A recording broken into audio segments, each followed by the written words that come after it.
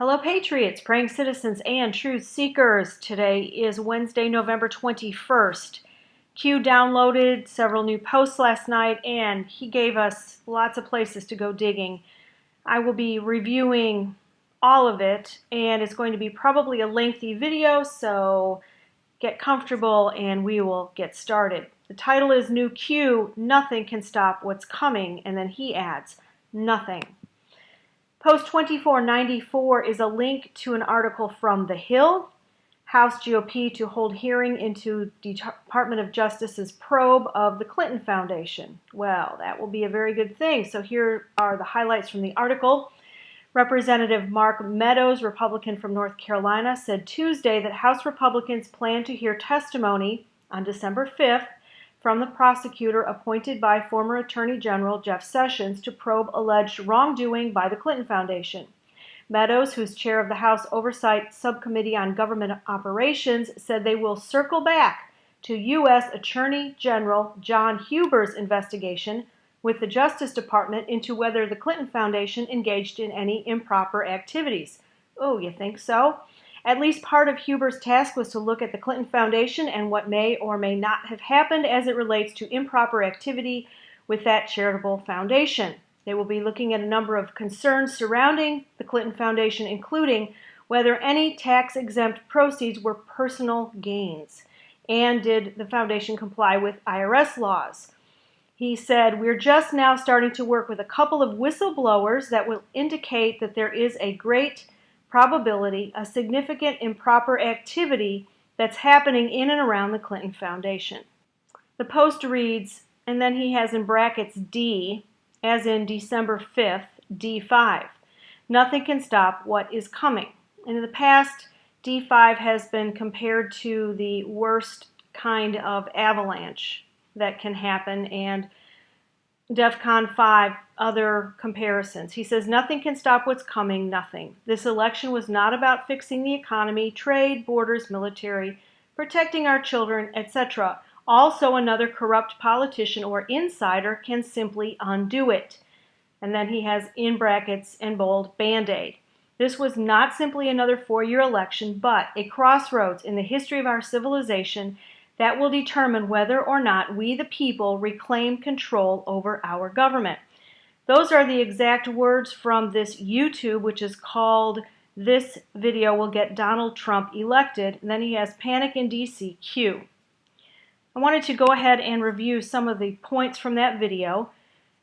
The words, "we are at a crossroads in history," feature in the video, and it is a time in our civilization where we will reclaim control over our government. This election is about replacing a failed political establishment with a new government controlled by you, the people. Now, this was in 2016. It's a compilation of campaign speeches that Trump gave. This is a struggle for the survival of our nation. This election decides if we will have a free nation or only the illusion of democracy controlled by a handful of special interests. We are fighting against a global power structure robbing us of our wealth, putting billions of dollars into a handful of large corporations and political entities. The other side doesn't have your good in mind. The establishment, and he's talking about political and media, will do anything to protect and enrich itself. There are trillions of dollars at stake. What they represent is horrible trade deals, illegal immigration, economic and foreign policies that have bled our country dry, and jobs leaving the U.S. At the center of this power structure is the Clinton machine. He said Hillary meets in secret with international banks to plot our destruction. The Clintons are criminals and she should be locked up. They are the top of an establishment that protects themselves, and there has been a massive cover-up at the State Department and the Clinton Foundation. The most powerful weapon deployed by the Clintons is the press. The corporate media is a political special interest. 2495. He links to this Lisa Mae Crowley Twitter post. She says, "How awesome, latest cover pic on General Flynn's page came from a video recorded by our Patriot brother, Cordicon." And here is the picture of the eagle and General Flynn, his Twitter page. Q says, in all caps, "Together we win." Then he adds, attacks on Whitaker, all caps, will only intensify. Senate was the target, 53 to 47. And that would be the Republican majority over the Democrat minority. Right now it's 52 to 47, and we are waiting for Mississippi to redo their election, or not redo it, but they're having a runoff, and that will Trump will be there Monday to do 2 rallies. And then Q links to a Reuters article about Senator Chuck Grassley stepping down as Senate Judiciary Committee chairman. This is the panel that reviews judicial nominations and was among those examining Russia's role in the U.S. elections, the Trump-Russia collusion investigation. Former Trump foe Senator Lindsey Graham, who is a Republican from South Carolina, wants the spot that Grassley held. You'll remember that he met with acting Attorney General Whitaker last week on Thursday. Whitaker assured him, or at least Lindsey says, Whitaker assured him that he wouldn't stop the Mueller investigation. Grassley is to become the head of the Finance Committee, which looks into tax cuts and tax fairness, U.S. exports, and improving U.S. health care. ABC also reported this. The Senate's top Democrat asked the Justice Department's watchdog on Tuesday to open an investigation into communications between acting AG Matthew Whitaker and the White House. Senator Chuck Schumer wants the Justice Department's Inspector General to look into Whitaker's communications beginning in 2017, when Whitaker was appointed Chief of Staff to then Attorney General Jeff Sessions. Whitaker was elevated to the top job after Sessions was ousted by President Donald Trump earlier this month. In a letter to Inspector General Horowitz, Schumer said he wants the IG to look into whether Whitaker had access to confidential grand jury information in Special Counsel Robert Mueller's Russia investigation. Schumer also wants investigators to examine whether Whitaker shared any information with Trump or others in the administration.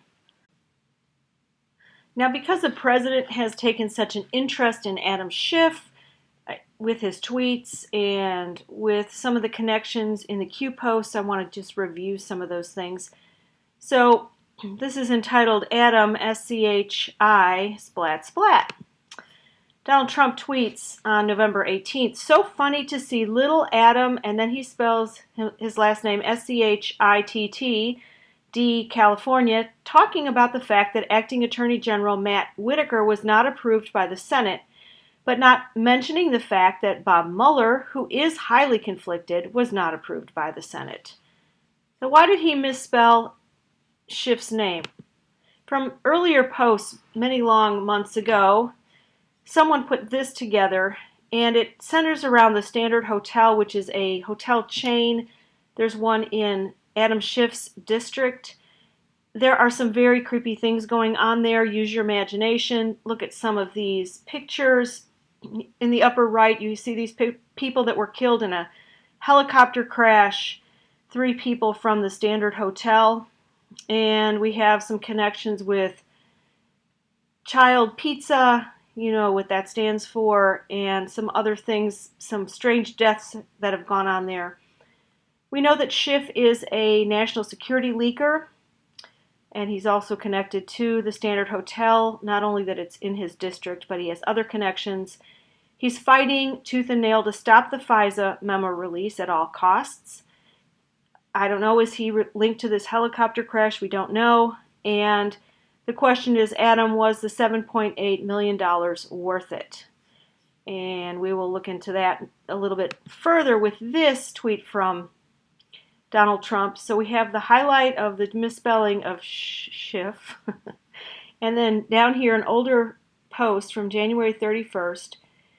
And Anand says, some incident with Adam SHIT happened at a hotel and was covered up. He is repaying the favor by trying to cover this up. Anand's, we are looking for a death cover-up of AS doing. Then Q's responds by saying this, how they control those they need. One recent example, relevant today, learn, Q. And this is called the Q clock. I make no attempt to figure this out or understand it. I have my issues with math and timetables, so it's there. If you want to see it, you can just look it up on the 8chan board. All right, post number 2496, Panic in D.C. Did Whitaker remove and then SC, Special Counsel, or Supreme Court? I think it means Special Counsel, meaning Robert Mueller's special articles inserted by Rod Rosenstein regarding the expanded scope version 2.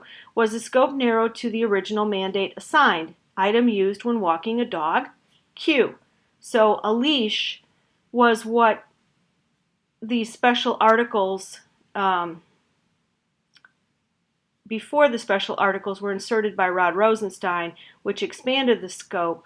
The scope was then narrowed to the original mandate assigned as though it had a leash on it. So let's look at this article from Newsmax, May 17th. A federal judge overseeing a case against President Donald Trump's former campaign chairman Paul Manafort has now joined the small group of Americans who know the details of special counsel Robert Mueller's investigation. So here's the key element here is that nobody knows except a very small group of people the scope of the Mueller investigation. And this is all about Judge T.S. Ellis and how he ruled in the Paul Manafort portion of this.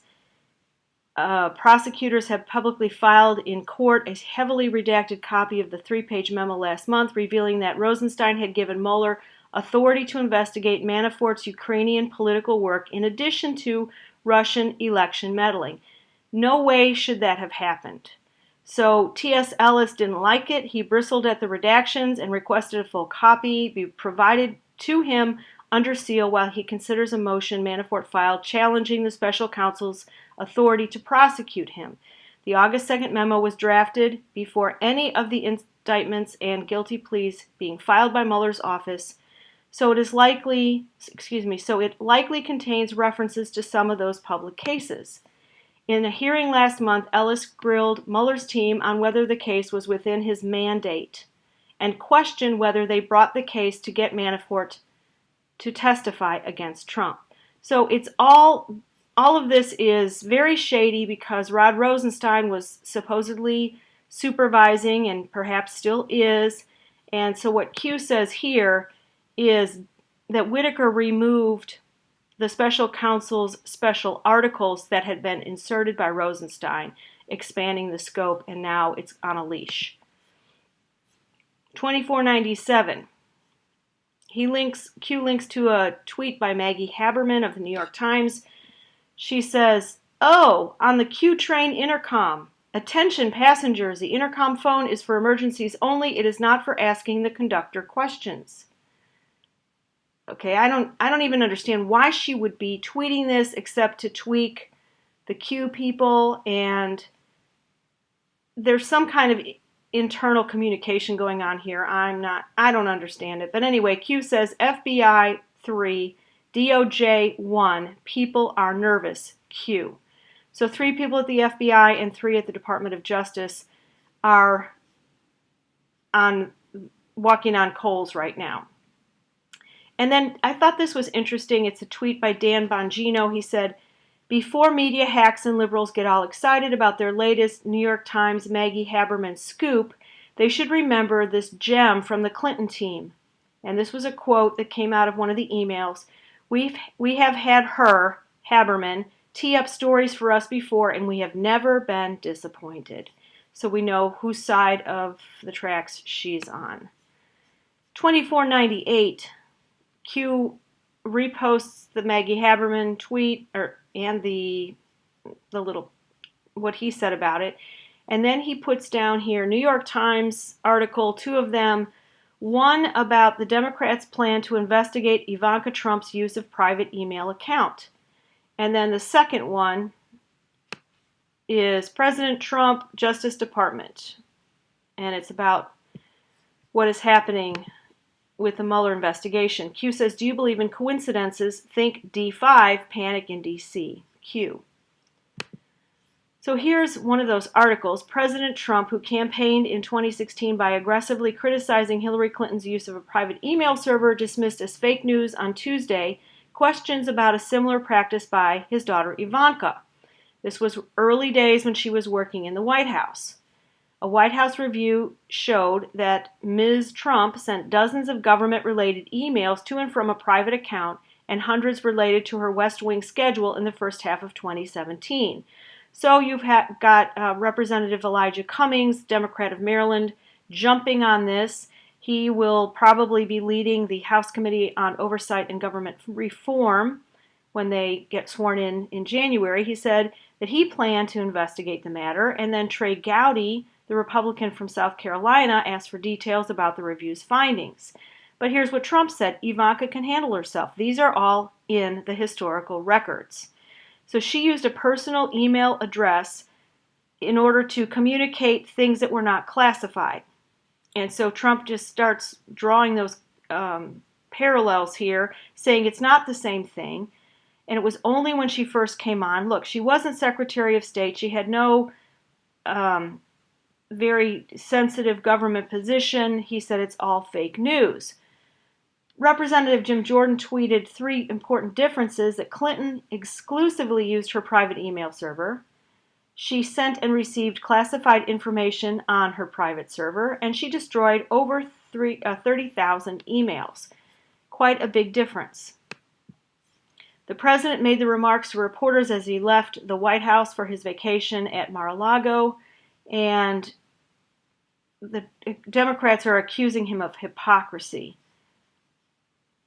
Now we have Cummings saying this: my goal is to prevent this from happening again, not to turn this into a spectacle the way the Republicans went after Hillary Clinton.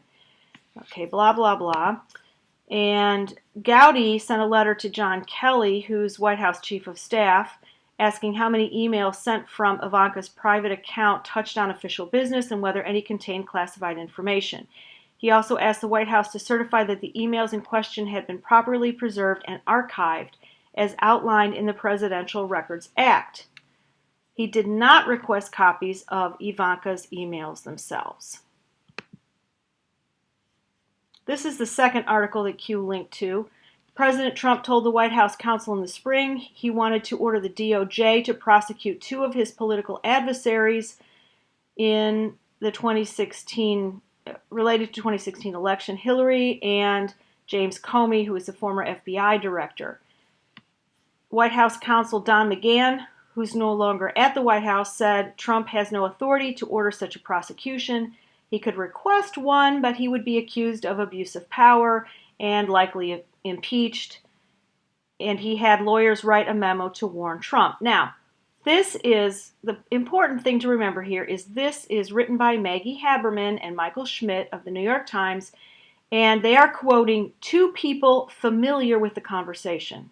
That's another code for anonymous sources. That's another code for uncorroborated gossip.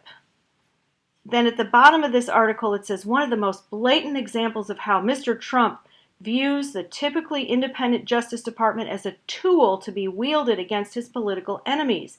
It took on additional significance in recent weeks when Mr. McGahn led the White House and appointed a relatively inexperienced political loyalist, Whitaker, as acting AG. Okay, more blather from the New York Times. So the White House did not issue a comment after that.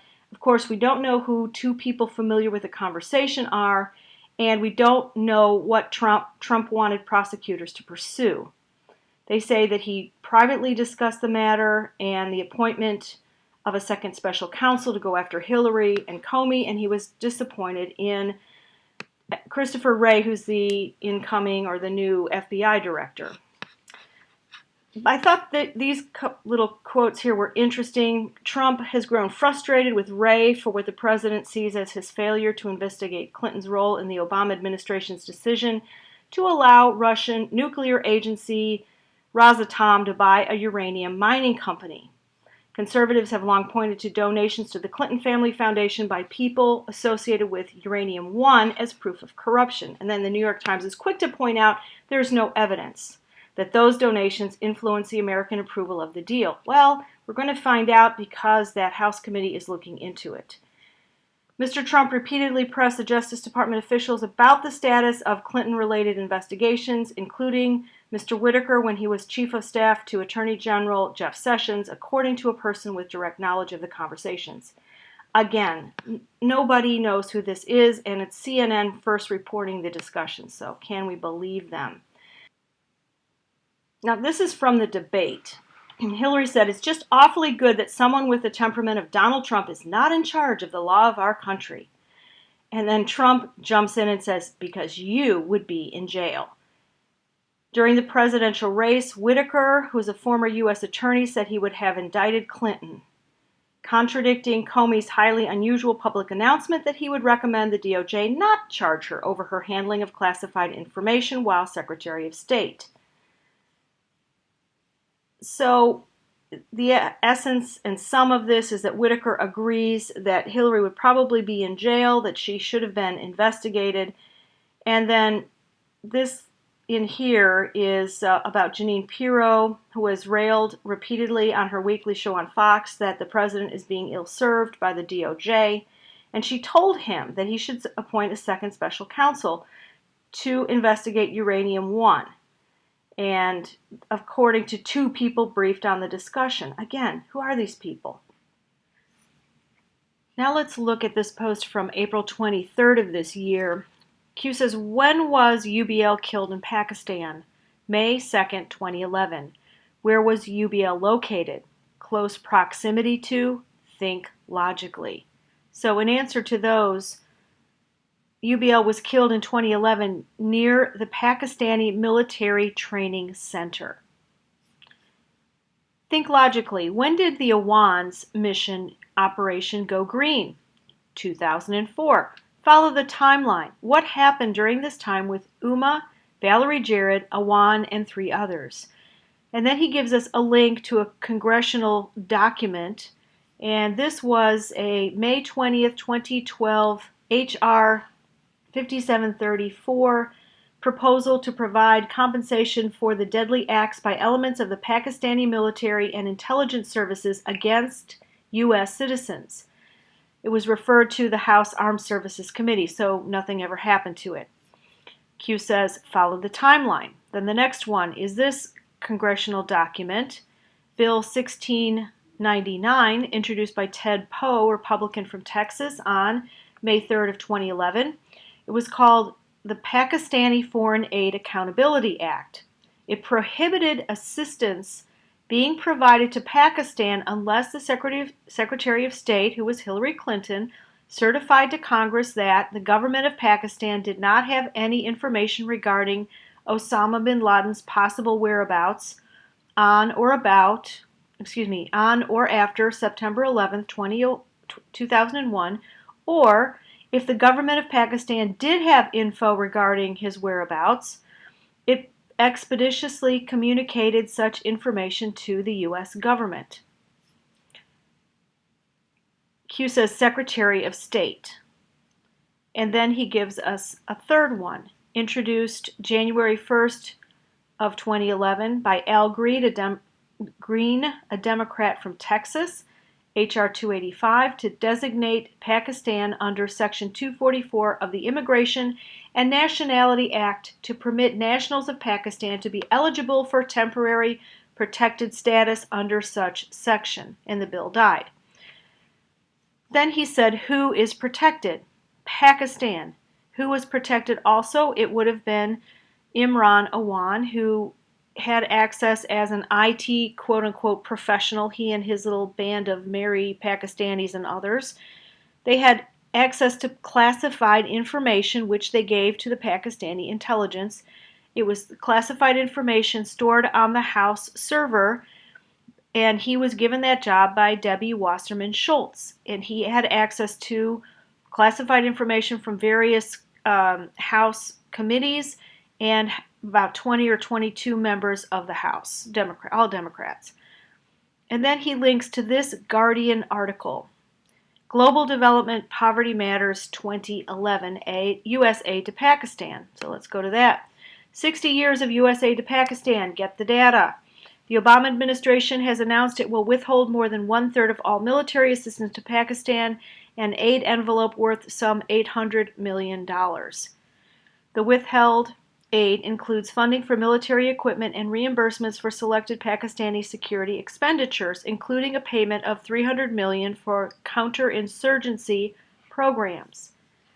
And then it was a fairly long article, but it just here's some other facts and figures of U.S. aid to Pakistan from 1948 to 2010. It peaked in 1962. In 2010, military assistance totaled $2.5 billion, including $1.2 billion in coalition support funds.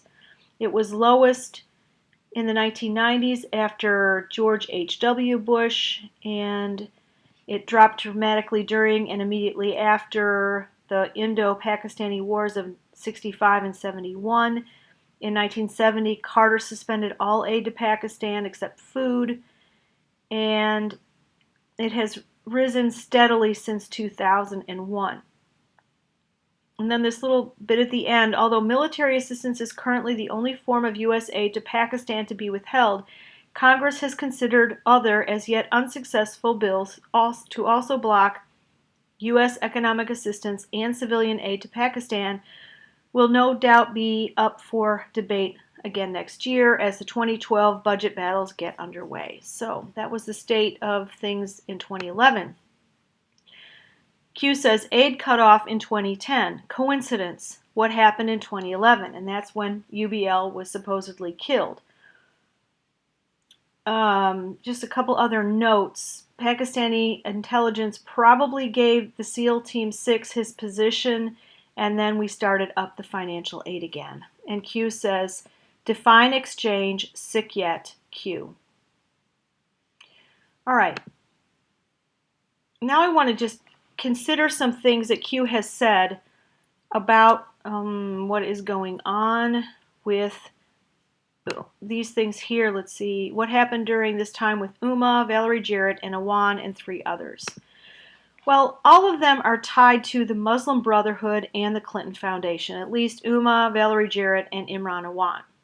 Then from Fulcrum News on August 6th of 2017, according to Front Page and an interview on Fox News with Lieutenant Colonel Tony Schaefer, the Awan brothers had been sending sensitive intel from members of Congress to the Muslim Brotherhood. Captain Joseph R. John of Combat Veterans for Congress claims the Muslim Brotherhood acquired massive government infiltration within the U.S. in the past several years. Thousands of Muslim Brotherhood members were flooded into the D.C. bureaucracy during the Obama era, including DHS, DOD, State Department, and every U.S. intel agency and even the armed forces. On January 29th, U.S. Special Forces executed an operation inside Yemen against Al-Qaeda and the Arabian Peninsula. Al-Qaeda in the Arabian Peninsula, AQAP.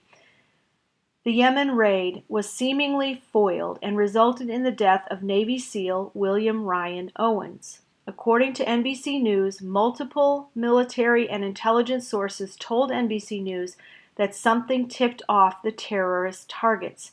Immediately following the foiled attack on February 2nd, the 3 Awan brothers were suddenly dismissed from their IT positions with the House Permanent Select Committee on Intelligence and the House Committee on Foreign Affairs, both of them with access to sensitive documents, including covert anti-terrorism activity such as the Yemen operation.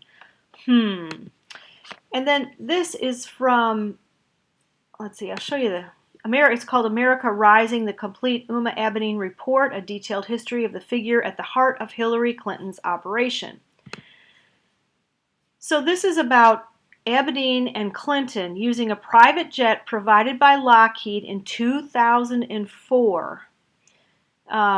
First of all, Lockheed's PAC gave Clinton the maximum $5,000 donation.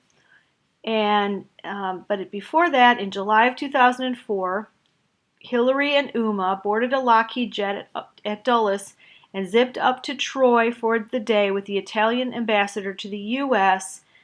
And then after that, she zipped back down to New Jersey on the same jet. The trip, labeled on disclosure forms as a speaking engagement, was paid for by Lockheed, even though Senate ethics rules mandate that a primary support or sponsor of the event pony up.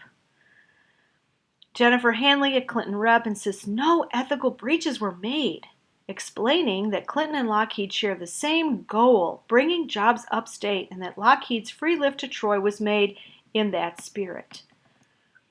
Now, according to this same document, it's excellent. I put the, I don't know how you can get there without, you can't necessarily click on this, but this is a great little, not so little, it's a great document. Everything is well, I mean, they give you the links to everything in here.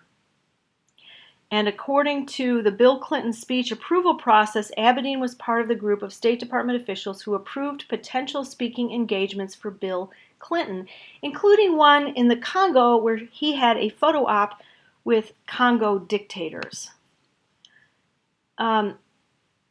So one of the people on staff, Desai, asked Mills and Abedin, among other State Department officials, whether Clinton could give the speech if he gave 100% of the fee to the Clinton Foundation. And the same person forwarded the email to Mills and other State Department employees, including Uma Abedin, asking for the state's opinion on whether Bill could do the speech but give the money to the Clinton Foundation. Oh, and they wanted to know because this was related to giving speeches to North Korea and the Congo. Well, what was he doing? It was just getting money for the Clinton Foundation. All right, now let's move on to the last little bit here. Saudi Arabia and Khashoggi. Khashoggi is the quote-unquote journalist that was killed, and the American press is up in arms and wants Donald Trump to do something about it. And here's what Trump did. He made a statement on November 20th saying, "The world is a very dangerous place." Well, he starts with America first. Then he says, "The country of Iran, as an example, is responsible for a bloody proxy war against Saudi Arabia and Yemen, trying to destabilize Iraq's fragile attempt at democracy, supporting the terror group Hezbollah in Lebanon, propping up dictator Bashar Assad in Syria, who has killed millions of his own citizens, and much more. Likewise, the Iranians have killed many Americans and other innocent people throughout the Middle East. Iran openly states, and with great force, death to America, death to Israel. Iran is considered the world's leading sponsor of terror. On the other hand, Saudi Arabia would gladly withdraw from Yemen if the Iranians would agree to leave. They would immediately provide desperately needed humanitarian assistance. Additionally, Saudi Arabia has agreed to spend billions of dollars in leading the fight against radical Islamic terrorism. After my heavily negotiated trip to Saudi Arabia last year, the kingdom agreed to spend and invest $450 billion in the U.S., a record amount of money. It will create hundreds of thousands of jobs, tremendous economic development, and much additional wealth for the U.S. Of that, $110 billion will be spent on the purchase of military equipment from Boeing, Lockheed Martin, Raytheon, and many other defense contractors. If we foolishly cancel these contracts, Russia and China would be the enormous beneficiaries.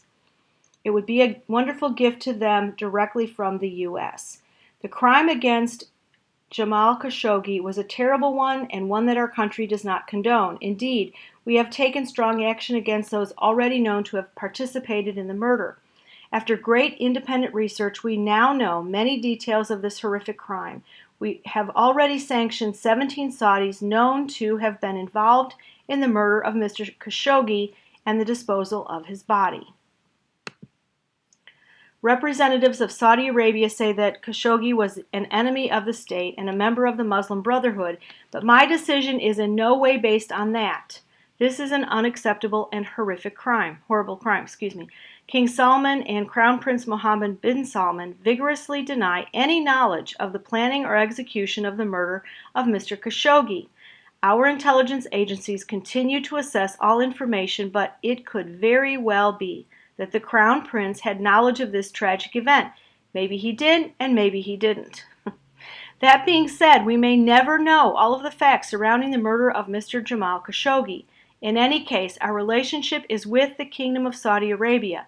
They have been a great ally in our very important fight against Iran. The U.S. intends to remain a steadfast partner of Saudi Arabia to ensure the interests of our country, Israel, and all other partners in the region. It's our paramount goal to fully eliminate the threat of terrorism throughout the world. I understand there are members of Congress who, for political or other reasons, would like to go in a different direction, and they are free to do so. I will consider whatever ideas are presented to me, but only if they are consistent with absolute security and safety of America. After the U.S., Saudi Arabia is the largest oil-producing nation in the world. They have worked closely with us and have been very responsive to my request to keeping oil prices at reasonable levels, so important for the world. As President of the U.S., I intend to ensure that, in a very dangerous world, America is pursuing its national interests and vigorously contesting countries that wish to do us harm. Very simply, it is called America First. And then he also tweeted, "Make America Great Again" and "America First." And then this, Wednesday morning early, oil prices getting lower. Great. Like a big tax cut for America and the world. Enjoy. $54 was just $82. That would be a gallon for oil. Thank you to Saudi Arabia, but let's go lower. Oh, and the media does not like it. We have this. Trump says U.S. stands with Saudi Arabia despite journalist Khashoggi's killing. Then this from Dan Balls. This is a shocking statement from the president that gives comfort and encouragement to dictators and cedes the moral authority of the U.S. Okay, so wrapping this up, I know this has been a long video. Thanks for hanging with me. In case you missed it, these are some of the highlights over the last few days. First of all, this lady right here from the Broward County Sheriff's Office and this guy over here are in the spotlight. She resigned effective immediately. And this is related to the Parkland shooting at Marjorie Stoneman Douglas High School. And he has been put on desk duty in Cooper City. So what happened was Jan Jordan, who is a captain, was accused by other deputies of being overwhelmed on the day of the shooting and never attempting to confront the gunman. And then Sergeant Brian Miller was accused of parking near the school for 10 minutes, and he heard the gunshots and just stayed in his car. All right, this, I won't show you the picture because Allison Schumer just got married to another woman. She is the daughter of Chuck Schumer, and she is a six-figure product marketing manager at Facebook who has donated $50,000 to her dad. Okay. And he is a vocal defender of social media on Capitol Hill. We have Trump responding, saying Schumer's daughter works for Facebook, which I just found out today. And if you look at what Facebook has been doing, they have some real explaining to do. Schumer's daughter works for Facebook. Nobody knew that until now. This, North Korea blows up 10 guard towers along the DMZ. So that's a demilitarized zone. I've been there between North Korea and South Korea when my son was stationed in South Korea. We visited, and they have blown up, in other words, destroyed, taken away, no more guard towers, 10 of them. So that's pretty amazing. I think this should be shouted from the rooftops, and no one's talking about it. All right, before we finish this video and pray, I want to give you this last story about a judge who dismissed a female genital mutilation law and charges against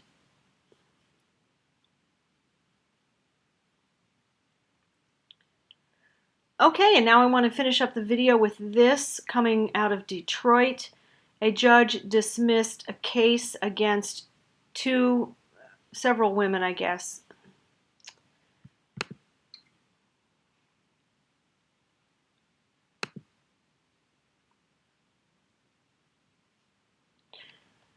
And now I want to give you this, just as a way to wrap up. The final, in case you missed it, is a judge dismissing charges in a female genital mutilation case. And this involves Muslims who practice this on young girls. This came from the Detroit Free Press yesterday. In a major blow to the government, a federal judge in Detroit has declared the nation's FGM law unconstitutional, thereby dismissing nearly all of the charges against 2 Michigan doctors and 7 others accused of subjecting at least 9 minor girls and as many as 100 to genital cutting in the nation's first FGM case. This involves minor girls from Michigan, Illinois, and Minnesota. And I'm not going to tell you, I mean, you can read it here. It's just so sad. They were, of course, screaming in pain and bleeding because of what was done to them. But U.S. District Judge Bernard Friedman concluded that Congress did not have the authority to pass the 22-year-old federal law that criminalizes female genital mutilation in America. It's banned worldwide and has been outlawed in more than 50 countries, though the U.S. statute had never been tested before this case.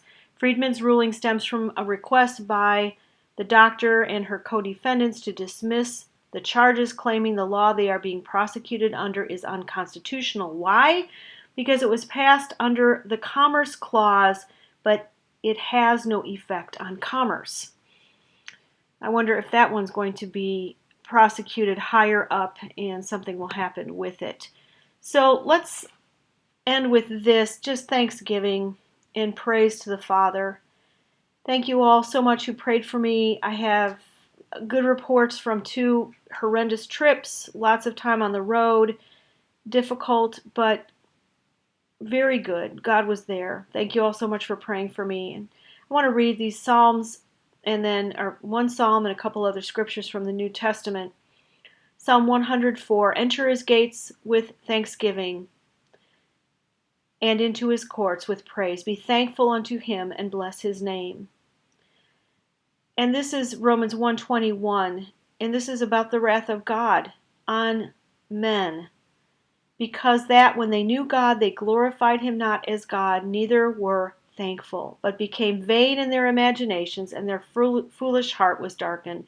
So thankfulness is just so important. You cannot be proud and thankful at the same time. If you're thankful to God, that immediately puts you in a state of humility, and that's a good place to be, because God lifts up the humble. And let the peace of God rule in your hearts, to the which also you're called in one body, and be thankful. Colossians 3:15. And I think this is great for the Thanksgiving table.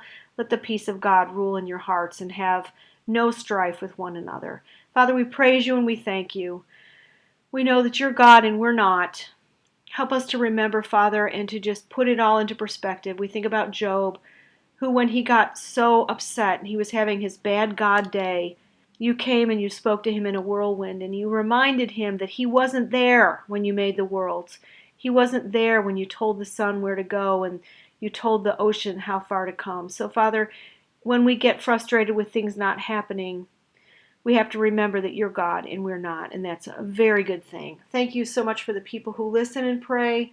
Father, we thank you for our president. Keep him safe, keep his family safe, give him wisdom, guide his steps, Father, and fill his courts with people of good counsel. We praise you, Father. Again, we thank you for Jesus and for the Holy Spirit who gives us comfort when things are difficult. We all have something to be thankful for, Father. Remind us continually to just think on these things that are good things in our lives that you've provided. I pray it all in Jesus' name, and I thank you all so much for watching and listening and praying.